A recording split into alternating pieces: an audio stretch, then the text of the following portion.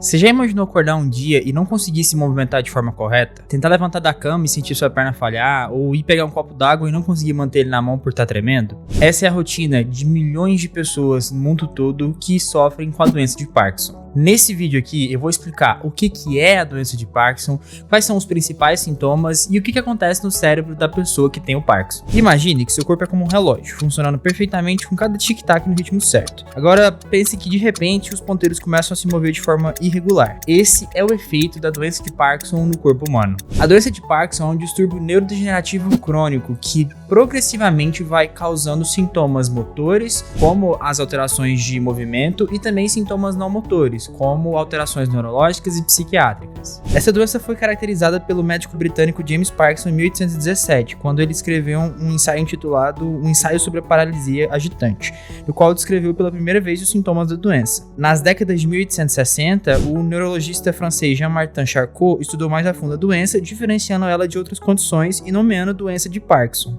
Estima-se que a incidência mundial da doença de Parkinson varia de 5 a mais de 35 novos casos por 100 mil indivíduos anualmente. A prevalência global, estimada de forma conservadora em 0,3% da população, aumenta drasticamente com a idade, chegando a mais de 3% entre aqueles com mais de 80 anos. De forma interessante, espera-se que o número de pessoas diagnosticadas com doença de Parkinson dobre entre 2005 e 2030. Principalmente como resultado do processo de envelhecimento da população mundial. Como eu disse anteriormente, a doença de Parkinson pode apresentar tanto sintomas motores como sintomas não motores. Os principais sintomas motores incluem o tremor em repouso, que é quando o paciente não consegue deixar uma parte do corpo, geralmente membros superiores, parado, mesmo quando está em repouso. Então, o braço dele fica tremendo, a mão dele fica tremendo. A bradicinesia, que é uma lentidão para realizar os movimentos ou uma dificuldade de iniciar esses movimentos. Instabilidade postural, que é a dificuldade de se manter numa postura correta, o que acarreta em dificuldade de se manter em pé sem cair.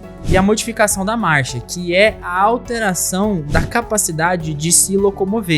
Geralmente o paciente começa a ter passos mais arrastados ou ele fica travando para começar a se locomover. Além desses sintomas motores, os pacientes com o diagnóstico de doença de Parkinson também podem apresentar sintomas neurológicos e psiquiátricos. Os sintomas neurológicos mais comuns são os distúrbios de sono e as alterações cognitivas. A maioria dos pacientes com Parkinson podem apresentar problemas como insônia, movimentos involuntários durante o sono e a síndrome das pernas inquietas. Já dentre o hall de alterações cognitivas que um paciente de Parkinson pode apresentar, a gente pode citar problemas de atenção, de memória, de foco e de capacidade de lidar com situações, podendo esses sintomas progredir para uma demência, dependendo do estágio da doença. Já os sintomas psiquiátricos geralmente estão relacionados com os sintomas de ansiedade, depressão e apatia, que podem aparecer em qualquer estágio da doença. De fato, é interessante destacar que, como toda doença degenerativa, a doença de Parkinson progride lentamente em estágios diferentes de comprometimento,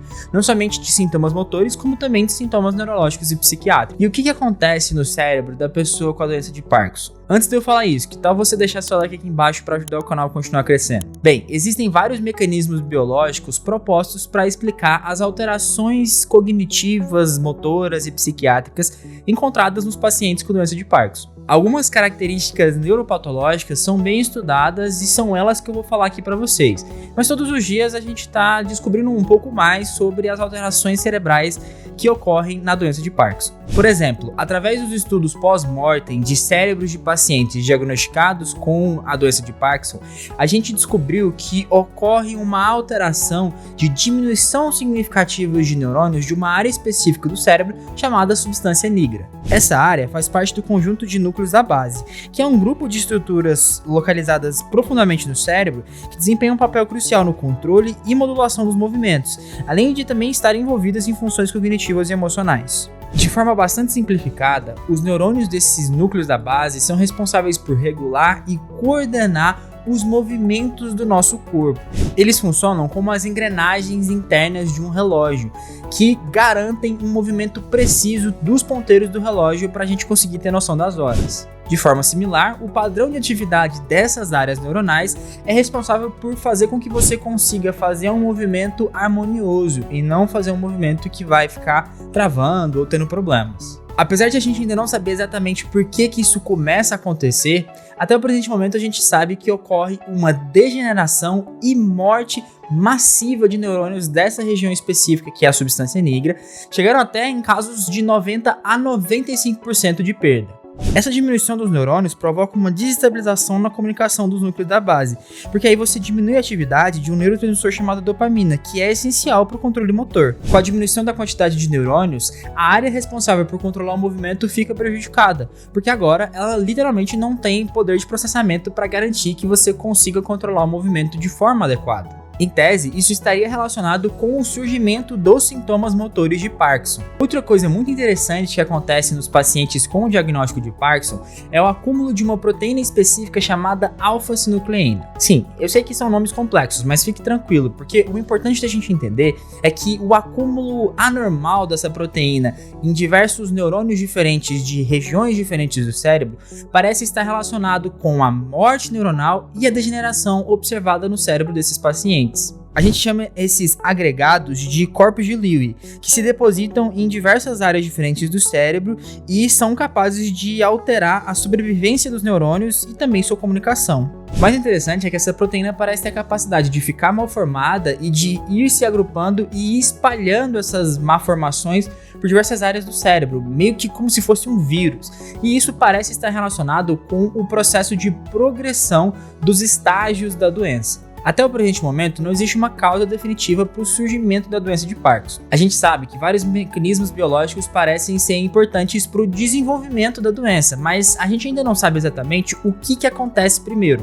Sabemos, por exemplo, que ocorrem alterações genéticas no metabolismo de neurônios e metabolismo de proteínas, que parece ser importante para o acúmulo de alfa-sinucleína e também parece ser importante para o desenvolvimento de Parkinson em casos genéticos mais raros.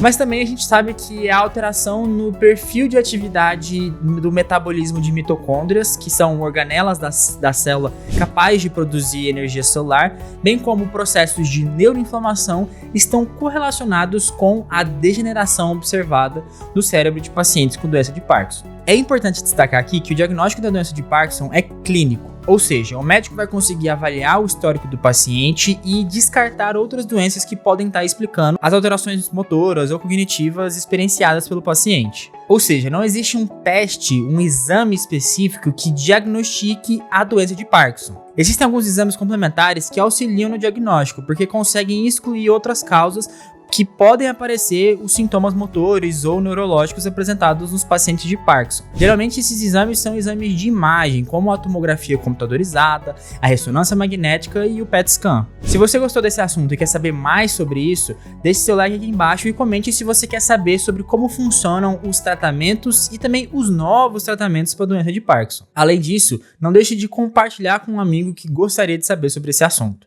Muito obrigado pela atenção e até mais!